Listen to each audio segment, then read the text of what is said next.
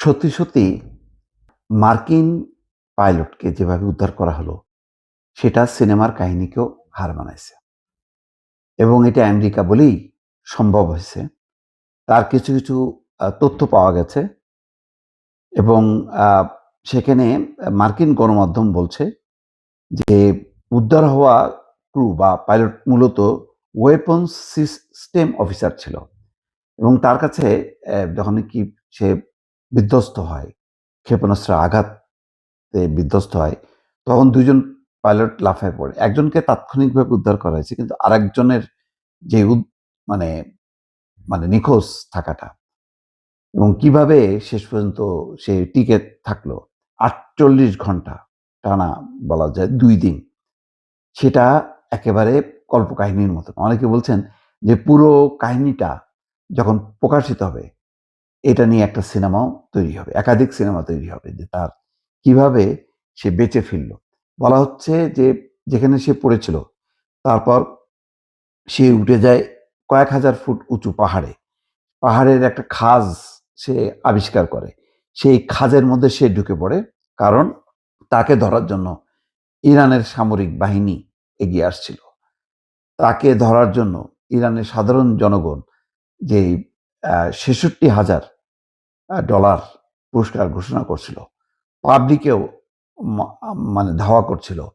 এইরকম ধাওয়ার মধ্যে ৪৮ ঘন্টা যে আত্মগোপনে ছিল এবং নানা কৌশলে সে একটার পর একটা পাহাড়ের বিভিন্ন ভাঁজ পরিবর্তন করে। কিন্তু তার কাছে এমন একটা জিনিস ছিল, এটা বলা হচ্ছে নিজের অবস্থান শনাক্ত করতে এবং মার্কিন বাহিনীকে উদ্ধারে সহায়তা করতে ওই সেনা সদস্য একটি এনক্রিপ্টেড যোগাযোগ ব্যবস্থা অথবা একটা বিশেষ বিকন সংকেত সক্রিয় করেছিলেন। তার কাছে তার শরীরের সাথে সেট ছিল এমন সংকেত একটা, যে সংকেত শুধুমাত্র মার্কিন বাহিনী তারা শনাক্ত করতে পারবে, তাদের সাথে টাওয়ারের সাথে সেটা সংযুক্ত হবে এবং সেটা শনাক্ত করেই আস্তে আস্তে তার কাছে অগ্রসর হয় ডজন ডজন মার্কিন বিমান। এবং বলা হচ্ছে যে ক্রুকে উদ্ধারের জন্য কয়েকশো মার্কিন সেনা সদস্য এক বিশাল অভিযানে অংশ নেয়। এতে একাধিক বাহিনীর এই স্পেশাল অপারেশন ফোর্সেস এবং বিভিন্ন ধরনের যুদ্ধ বিমান অংশ নেয়। একজন ঊর্ধ্বতন মার্কিন কর্মকর্তা বলছে, অভিযানে আমেরিকা এবং ইরানি বাহিনীর মধ্যে মুখোমুখি কোনো সংঘর্ষ হয়নি ওই সময়, কিন্তু ইরানি সেনাদেরকে উদ্ধারস্থল থেকে দূরে রাখার জন্য মার্কিন বাহিনী অব্যাহতভাবে গুলি বর্ষণ করে। শুধু তাই না, ইরান যাতে আক্রমণ করতে না পারে সেই জন্য ইসরায়েলের বিমান বাহিনীও তাদের বিমানগুলি চক্কর কাটতে থাকে এবং তারা গোলাবর্ষণ করতে থাকে, যাতে যেই স্পট থেকে তাকে উদ্ধার করা হবে সেই স্পটে ইরানি বাহিনী যাতে যাইতে না পারে।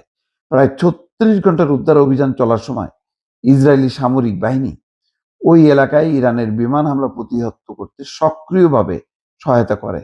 মার্কিন উদ্ধারকারী দলকে সুরক্ষা দিতে ইসরায়েল ইরানি হামলাগুলো থামিয়ে দেয়। সিআইএ আবার একটা ধোঁকা দেয় এবং বিভ্রান্তিমূলক একটা প্রচারণ চালায়।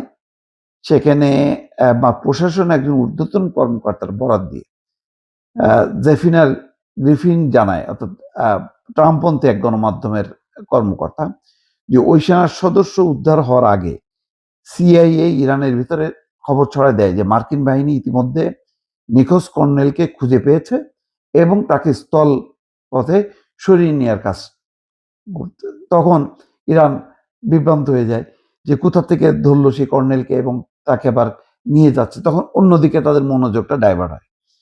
গ্রিফিন জানান, যখন ইরানি বাহিনী সিআইএ এর এই খবরের বিভ্রান্ত এবং অনিশ্চয়তার মধ্যে ছিল, ঠিক তখনই সিআইএ তাদের অসাধারণ এবং বিশেষ ক্ষমতা ব্যবহার করে মার্কিন সেনা সদস্যদের প্রকৃত অবস্থান শনাক্ত করে।